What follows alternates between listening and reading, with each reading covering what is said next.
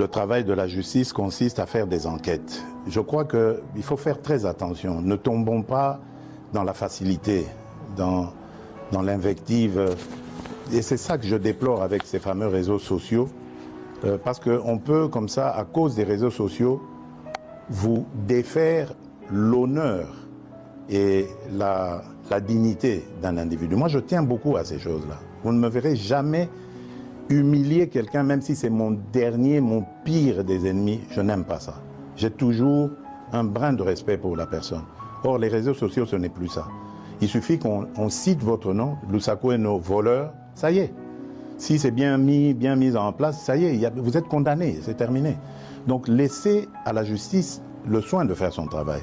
Mais j'aimerais dire quelque chose à propos de toutes ces affaires. Mais moi, je m'en réjouis. Je m'en réjouis parce que ça n'existait pas dans ce pays-là. Pourtant, des affaires, il y en a.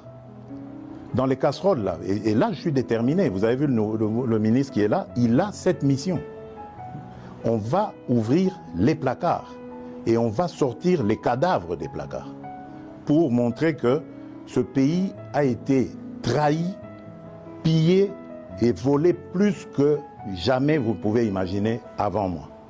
Aujourd'hui, au moins, nous avons des gens qui dénoncent. C'est déjà ça. Ça veut dire que la corruption avait vraiment été une seconde nature dans ce pays. Donc ne vous en faites pas. Réjouissez-vous quand vous entendez ces choses-là. Malheureusement, c'est récupéré par les réseaux et c'est ça qui désoriente un peu l'opinion, parce qu'il faut laisser la justice sereine. Vous savez qu'elle est déjà malade. On est en train de travailler à la remettre en place.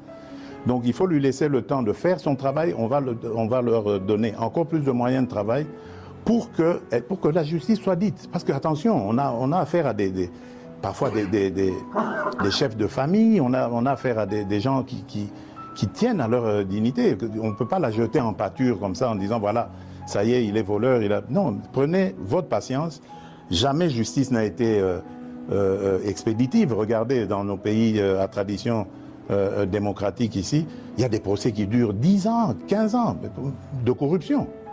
Mais pourquoi est-ce que vous voulez que, parce qu'un nom a été cité, le lendemain il doit être condamné? Mais non, il faut lui donner les moyens de sa défense et voir comment ça va se passer. Monsieur le Président, vous avez cité le ministre de la Justice sans le citer. Justement, je voudrais poser une question à son sujet. Ouais.